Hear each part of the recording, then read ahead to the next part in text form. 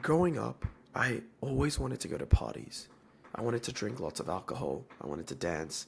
I wanted to be around girls. I wanted to live that rock star lifestyle that was sort of showed to all of us as teenagers and kids growing up in Hollywood. And, when I turned 18, I sort of did some of that stuff. But I started working at a very, very early age.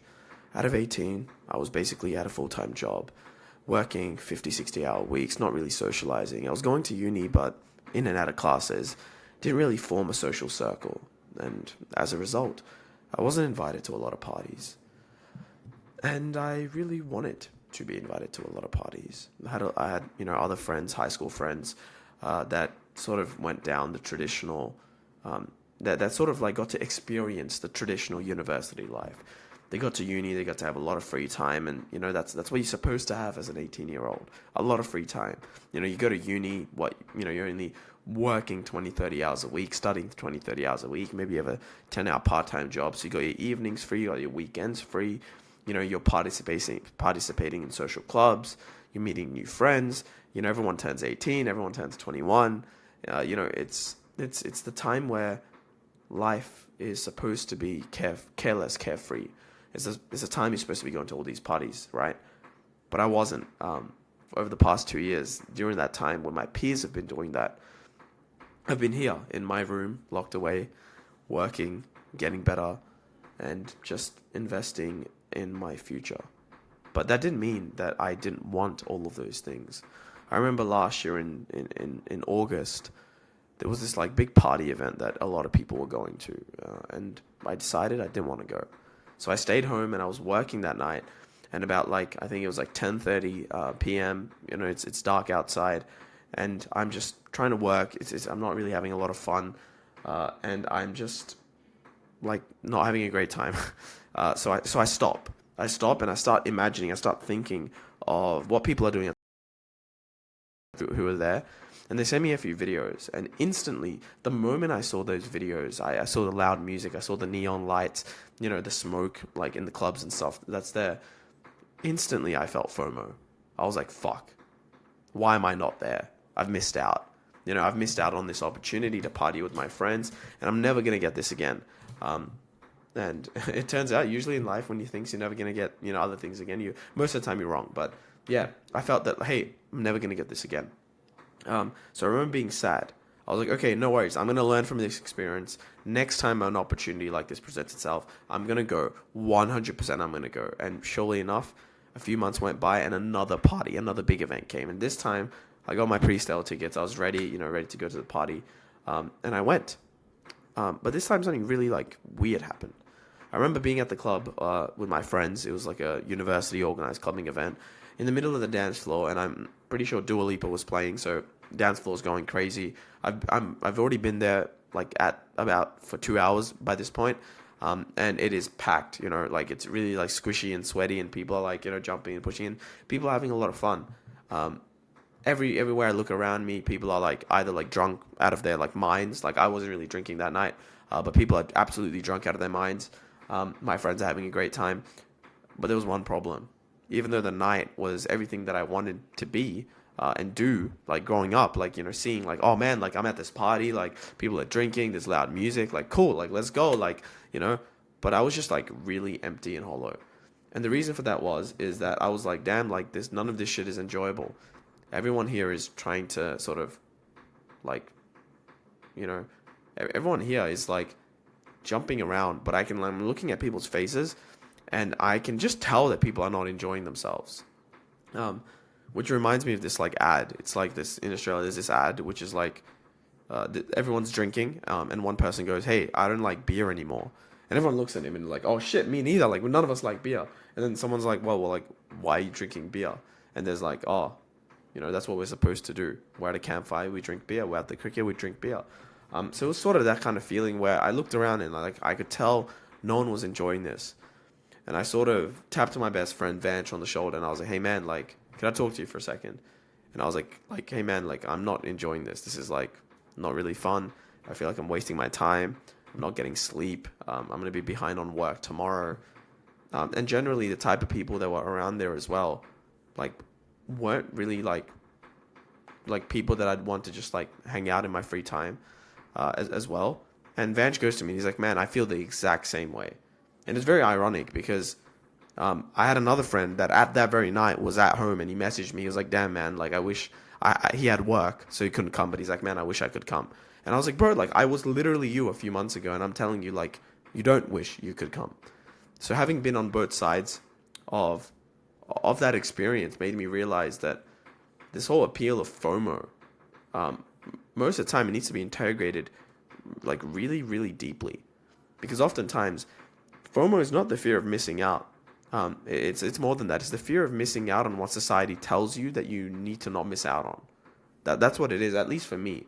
Most of my FOMO has never really come from a place where I've been afraid to miss out on something, because like if you are afraid of missing out on something, be it a birthday party, whatever. I'm not talking about like you missing out like making like a cricket team, or like missing out on like getting good marks on an exam. I'm talking about social gatherings, missing out of like those sort of things. Anytime that happens, it's because like society tells you have to do those things, right? At least that's been true in my case. So I realized that like, damn, like I didn't really enjoy parties and stuff. And I told Vanch that night when we left, I was like, hey man, I'm not gonna go to another clubbing event for the next like year, because it's just not me. And I didn't. And it's been over a year and I haven't gone. And recently, the reason I'm telling you all of this is I went to my first ever 21st like party. Like 21st, like after 18, 21st is supposed to be like this big birthday thing. And I have like a lot of social friends and stuff, and they go to these parties all the time, right? I've never gone because I only have like 4 or 5 really tight knit friends, and none of us are 21 yet. And so I just haven't had the opportunity because I don't have like other friend circles around. Like I have I have like 4 or 5 friends that I'm really tight with that are like all like 19, 20, like me, and no one's 21. And all of my other friends are like either in their like mid 20s, late 20s, early 30s. Like they're all like a lot older. They're friends from like the startup space and whatnot. But as a result, I've never been to a 21st. So I got the opportunity to go to one 2 nights ago. And I went. I haven't been to a party in months, right? Besides like I guess my own parties, which are just sleepovers with my friends that I have every year. But I went to this party and I was like, you know what? I'm going to socialize. I'm actually going to make sure that it's not me, and I'm going to try to make friends. And I went there and I noticed this thing. As soon as I walked into the party, I became someone else. I wasn't myself. I started acting in the way that I thought would allow me to get friends. I started acting in the way that would allow me to get validation from others. And now that's really, really like risky when, depending on the people you're trying to get validation from. I'll give you like a really, really like extreme example. Say you go to prison, right? Say you go to a prison. It's a really notorious prison where like everyone's in for murder, pedophilia, like all these like hideous crimes, right? And you try to get validation of those people. You'd probably have to do some really, really horrible things to get that, right? But that's how you win those people over. So when I went to this party, I'm not saying that these people were like that, but I'm just saying like these were the type of people that just like, yeah, want to party, want to go smoke weed, go smoke pot. They want to do some like light drugs. Like they want to do some hard drugs, and they just want to drink, get like smashed, and do it all over again to the next 21st, right? This is generally the crowd that was there. And I'm not saying this was the entire crowd that was at this party, but it was generally a lot of, and it's like a similarity that I've seen in like most clubbing events, most of these like parties where everyone gets like very drunk. Generally, to this crowd at this age, at least, maybe these people mature up later on and become other people. So I went there, and instantly I changed. I started swearing more. I started, like talking about things that like I would never really talk about. I started being a bystander to conversations that I wouldn't stand for in day-to-day life. And I noticed these things because like instantly I noticed them. So maybe in the first 15, 20 minutes of the party, I was trying to make friends, and very quickly I just stopped. I only knew 2 people at this party, which was the birthday boy and my best friend who took me as a +1, and that's it. And after the first 15, 20 minutes, I'd made like 4 or 5 friends, right? And I just stopped at that point in time. And I remember like for that entire night, just stopped, like I stopped trying to enjoy and live the experience of this party. And rather than that, I started to observe. I started to observe others. What are other people doing? What are other people thinking? Like what's happening around me? Like almost being like a third person observer of the situation. And when I did this, it was really crazy because I realized it wasn't just me playing these games. Everyone around me was also playing these games. Everyone around me was also like, like making these really disgusting jokes, like laughing at things that were obviously not funny, just like playing this social validation game. And again, once again, I thought this was really sad. It was really sad because those things don't align with the values that I'm trying to live with, and live by. And I think for me, I ended up just literally sitting on the couch. And it's funnily enough because everyone was on the dance floor.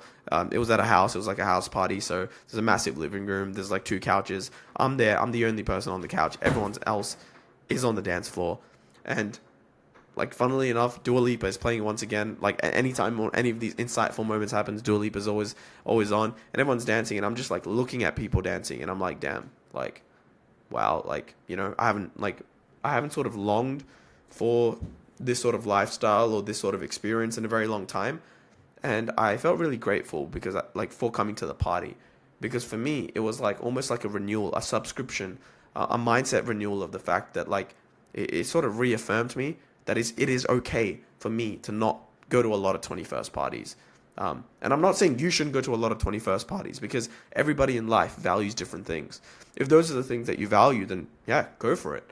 But for me, I didn't need to go to a lot of 21st parties because the only reason I wanted to go to those 21st parties was because of the push that I had received from society, that those are the things you're supposed to go to as a 20-year-old. Those are the activities you're supposed to partake in if you want to be cool and shit.